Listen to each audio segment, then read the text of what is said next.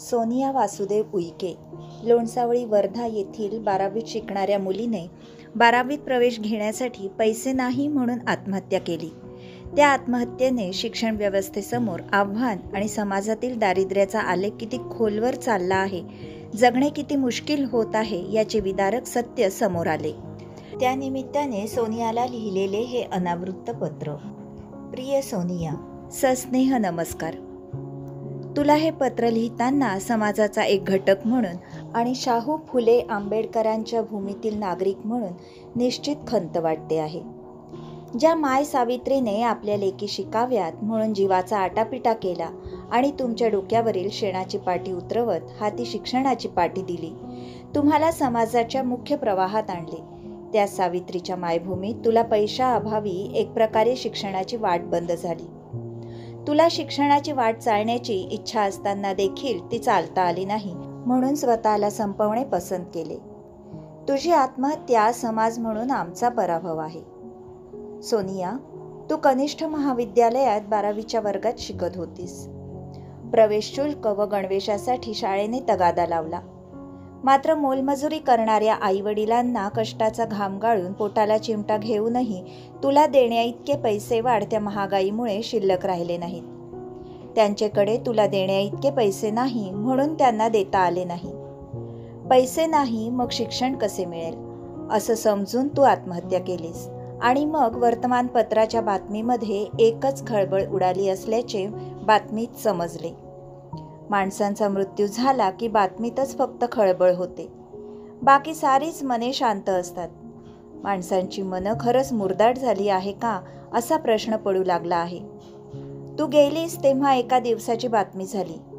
प्रसारमाध्यमांमध्ये तुझे नाव आले, पण पुढे काय?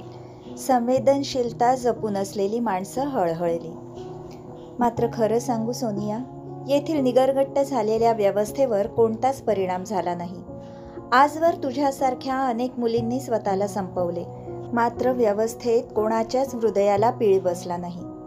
माणसांच्या संवेदना आता हळूहळू हरवत चालल्या आहेत. तुमच्यासारख्या कोवळ्या पानगळीचे काहीच वाटेनासे झाले आहे. आणखी एक मृत्यू, इतकेच स्थान आता उरले आहे. सोनिया, तू वर्धा येथील न्यू इंग्लिश हायस्कूलमध्ये वाणिज्य शाखेत 11वीची विद्यार्थिनी होती. तू आदिवासी शासकीय वसतिगृहात राहत होतीस. आई वडील भाऊ कामाला जात होते. 12वीच्या वर्षात प्रवेश घेण्यासाठी पैसे हवे असताना तू पैसे मागत होतीस आणि आई म्हणत होती की पैसे आल्यानंतर तुझ्या शाळेची फी भरू आणि प्रवेश करू असे सांगत समजूत काढत होती. परंतु तुला पैसे नसल्याने शिक्षण व्यवस्थेत काय भोगावे लागले हे तुलाच माहीत. म्हणून असं जीवन जगण्यापेक्षा कायमचेच जीवन संपवण्याचा तू निर्णय घेतलास. त्या दिवशी सकाळी आई वडील भाऊ कामावर निघून गेले. सोनिया, तू एकटीच घरी असताना स्वतःची या चक्रव्यूहातून कायमची सुटका केली. तू कायमची सुटका केली म्हणून तुझ्या मातापित्यांच्या जीवनातील समस्या सुटणार नाही, फक्त ती समस्या डोळ्याआड झाली इतकेच. सोनिया, मुलींसाठी मोफत शिक्षणाची व्यवस्था आहे ना, मग तरीसुद्धा तुला आत्महत्या करावी लागली. तुझ्या मृत्यूने आम्ही समाज आणि व्यवस्था म्हणून खरोखरच पराभूत झालो आहोत. तुझ्यासारख्या कोवळ्या जीवाला शिक्षणासारखा मूलभूत अधिकारसुद्धा देण्यात आम्ही अपयशी ठरलो आहोत. तुझ्या या जाण्याने आमच्यासमोर भविष्यात किती प्रश्न गंभीर आहेत हे समोर आले. महात्मा फुले यांनी हंटर आयोगासमोर मोफत शिक्षणाची मागणी केली होती. नामदार गोखले यांनी तत्कालीन इम्पेरियर सभागृहात 1910ला भारतीयांना मोफत शिक्षण द्या अशी मागणी केली. स्वातंत्र्याच्या नंतर या देशात डॉक्टर बाबासाहेब आंबेडकर यांनी या देशातील गरिबाला किमान प्राथमिक शिक्षण मोफत मिळेल म्हणून विचार करत तरतुदी केली होती. मात्र शिक्षणाचा मूलभूत अधिकार मिळवण्यात फारसे यश मिळू शकले नाही.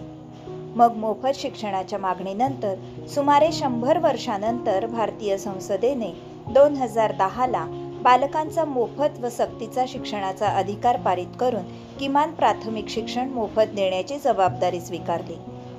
ती वाट चालत किमान गरिबांच्या लेकींना मोफत शिक्षण मिळत तरी आहे, पण याचा अर्थ गरिबांच्या शिक्षणातील सर्व समस्या संपल्या असं मात्र घडलं नाही. गरिबांच्या शिक्षणातील प्रश्न आणखी वाढतच आहे. आम्ही श्रीमंतीच्या वाटेने झेप घेणाऱ्या मध्यमवर्गीयांच्या मनात गरिबीची असणारी कणव कमी होत चालली आहे. श्रीमंतीची आस घेत आम्हाला गरिबांच्या प्रश्नांचे काहीच वाटेनासे झाले आहे. कोणीतरी म्हटले आहे की ज्यांची बाग फुलून आली त्यांनी 2 फुले द्यावी. ज्यांची परिस्थिती थोडी सुधारून आली त्यांनी किमान गरिबांना हात द्यावा.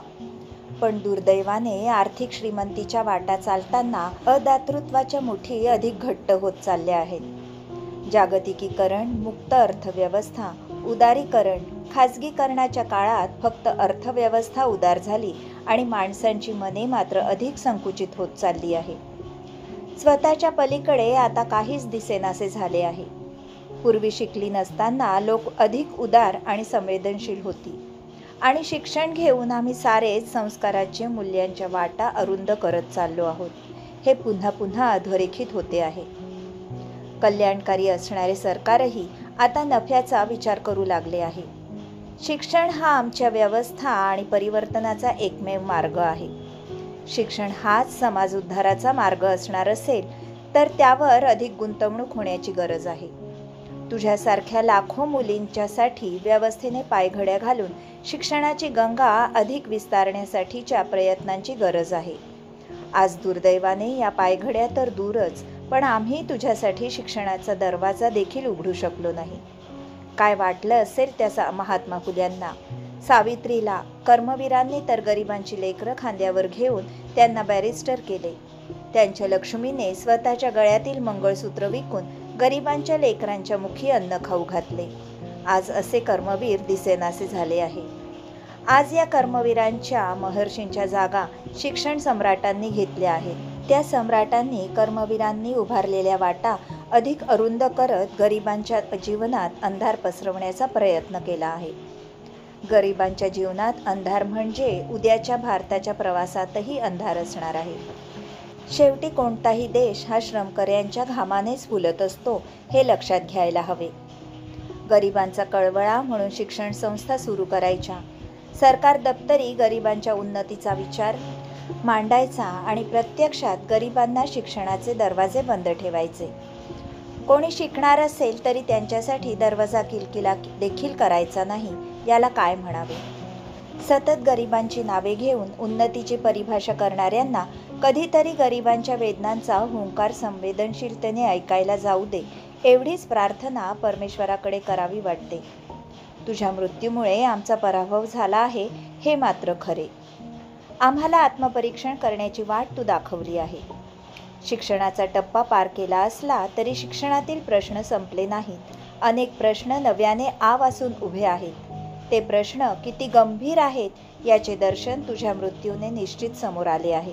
शिक्षणाचे होणाऱ्या खाजगीकरणाने सरकारचे प्रश्न कमी होतात हे खरे, पण त्यानिमित्ताने गरिबांच्या प्रश्नात मात्र सातत्याने भरच पडत जाते. शिक्षणाच्या खाजगीकरणामुळे शिक्षण अधिक श्रीमंत होत चालले आहे. शिक्षणाच्या फीचे आकडेवारीमुळे गरीब मात्र अधिक गरीब होत चालले आहे. एकीकडे आर्थिक विषमतेची दरी कमी व्हावी म्हणून शिक्षणाचा उपाय विचारवंतांनी सुचवला होता. आता शिक्षणच विषमतेच्या खाईत लोटले गेले आहे. तेथे गरीब आणि श्रीमंतांच्या शाळा भिन्न स्वरूपात उभ्या राहत आहेत. त्यामुळे शिक्षणाचा मूलभूत विचारही हरवत चालला आहे.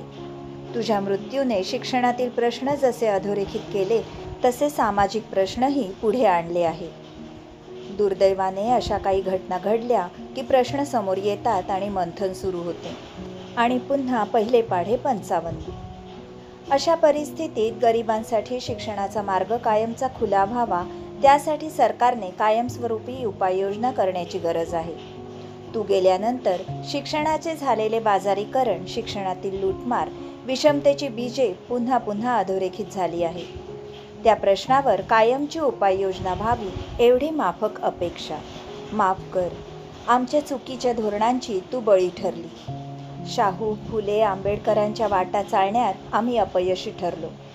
त्या वाटा विस्ताराव्यात म्हणून आम्हाला बुद्धी मिळू दे. त्या वाटा चालण्याची दृष्टी विस्तारू दे. आज फक्त तुला भावपूर्ण श्रद्धांजली, इतकेच शब्द अत्यंत दुःखद अंतकरणाने लिहितो आहे. तुला समजून घेण्यात आम्ही अपयशी ठरलो, तरी तू समजून घेशील अशी अपेक्षा ठेवून पत्राला पूर्णविराम देतो.